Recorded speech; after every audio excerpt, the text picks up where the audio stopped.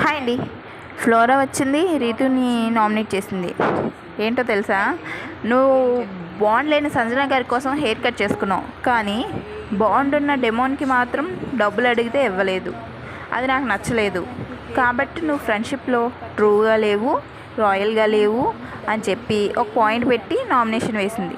అలాగే ఇక్కడ పాపం రీతు తుమ్మినా దగ్గినా తప్పేనా, ముందు నుయ్యి వెనక గొయ్యిలా ఉందండి ఇప్పుడు తన సిచ్యువేషన్. అలానే డెమోన్కి డబ్బులు ఇచ్చిందని మాధురి వచ్చి నామినేట్ చేసింది. అదే డెమోన్కి డబ్బులు ఇవ్వలేదని ఫ్లోరా వచ్చి నామినేట్ చేసింది.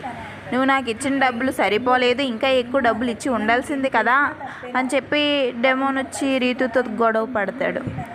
ఇలా డబ్బులు ఇచ్చినా తప్పే, డబ్బులు ఇస్తే మాధురి వచ్చి నామినేట్ చేస్తుంది, ఇవ్వలేదని చెప్పి ఫ్లోరా వచ్చి నామినేట్ చేసింది. నువ్వు ఇంకా ఎక్కువ ఇవ్వాల్సింది కదా అని చెప్పి, ఇంకా ఎక్కువ ఇచ్చిండుంటే నేను కంటెండర్ని అయ్యేవాడిని కదా అని చెప్పి డెమోన్ వచ్చి గొడవ పడతాడు. తన కోసం స్టాండ్ తీసుకునే వాళ్ళు కూడా లేరండి ఇప్పుడు హౌస్లో. తన సిచ్యువేషన్ అలా ఉంది. తను తుమ్మినా దగ్గినా ఏం చేసినా తప్పే.